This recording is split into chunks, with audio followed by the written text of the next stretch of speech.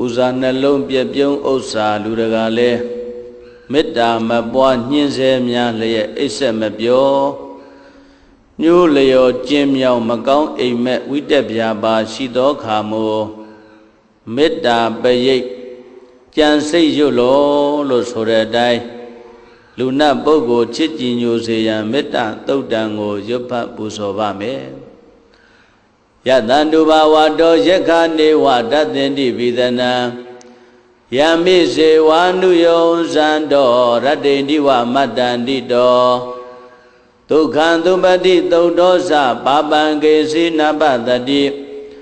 ဧဝမာတိကုဏုပေတံပရိတံဓမ္မနာမဟေကရဏီယမထာကုသလေနယန္တတန္တံပဒံပိသမစ္ဆတေကောဥဇုဇာတုဥဇုဇာတုဝသောသတ္တမုဒ္ဒဝနာတိမာနီတန္တုတကောသသူပရောဇာအမကေသောသတံလောကဟုတ်တိတန္တိန္တရိယောဇာနိဘကောသအပကဘောကုလေတောနန္တုကိတောနာသဂௌဒမာစရေကိစီယေနဝေညုပရိဥပဝရေယောဒုခိနောဝခေမိနောဟွန်တုသဗ္ဗတတ္တဘဝန္တုဒုက္ခိတတ္တယေကေစီပါဏဗုဒ္ဓတိတတဝါထာဝရဝနဝတေတာဒီဃဝါယေဝမန္တာမစ္စည်းမာရတကနုကထုလာဒိဋ္ဌဝါယေဝအဒိဋ္ဌယေဝဒုရေဝတန္တိအဝိဒုရေဘုဒ္ဓဝါတံပဝေတိဝသဗ္ဗတတ္တဘဝန္တုဒုက္ခိတတ္တ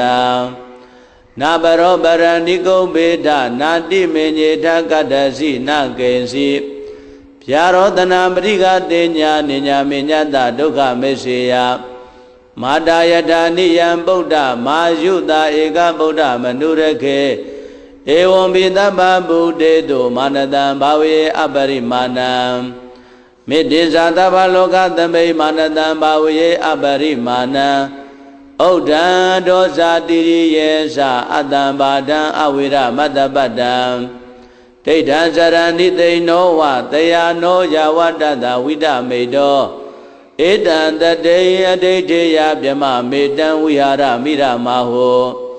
ဒိဋ္ဌေဇာနုပကမ္မသီလဝါဒတနေနတံပန္နောကာမေတုဝိနယကေတံနာယိဇာတောကဗ္ဗတေယပုဏ္ဏရေတိမေတ္တာသုတ်တံဩရခတုမေတ္တာသုတ်တံမေတ္တာသုတ်ပရိတယဒေသနာတော်မြတ်သည်ဟောတုံမာကံပရိတယစိတ်ဓာကြည်ပြိုနာယူကြညာတဲ့မျိုးကောင်းသားမျိုးကောင်းသမီးတို့အားရခတုကိုလည်းကြံမာစိတ်ချမ်းသာ၍လူနာများစွာချစ်ခင်လောင်